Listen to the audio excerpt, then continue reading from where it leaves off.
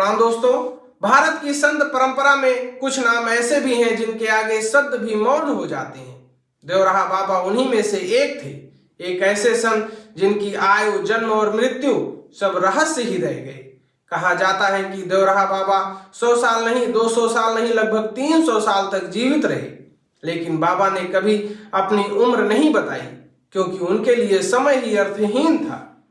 देवराहा बाबा का जीवन तप, त्याग और ब्रह्मचर्य का प्रतीक था।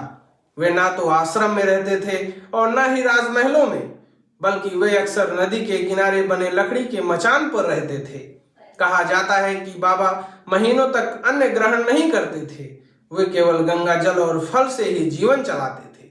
भारत के पहले प्रधानमंत्री पंडित जवाहरलाल नेहरू, इंदिरा गांधी और कई बड़े नेता देवराहा बाबा के दर्शन को जाते थे। एक बार नेहरू जी ने देवराहा बाबा से पूछा कि बाबा, देश का भविष्य कैसा है?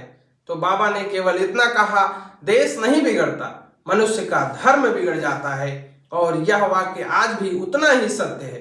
देवराहा बाबा कभी अपने चमत्कारों का प्रदर्शन नहीं करते थे। वे कहते थे कि चमत्कार दिखाने वाला संत नहीं और चमत्कार देखने वाला भक्त नहीं होता।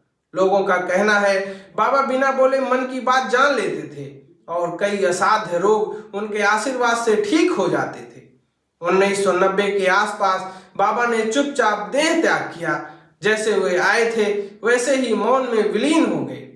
आज भी लोग कहते हैं देवराहा बाबा गए नहीं, वे केवल दृष्टि से ओझल हुए हैं। दोस्तों, देवराहा बाबा की सबसे बड़ी शिक्षा थी, शांति बाहर नहीं, भीतर खोजो।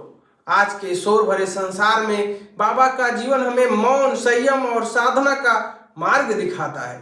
दोस्तों, यही था देवराहा बाबा से जुड़ी कुछ बातें मैंने आप सभी को बताया। बहुत बहुत धन्यवाद। जय देवराहा बाबा।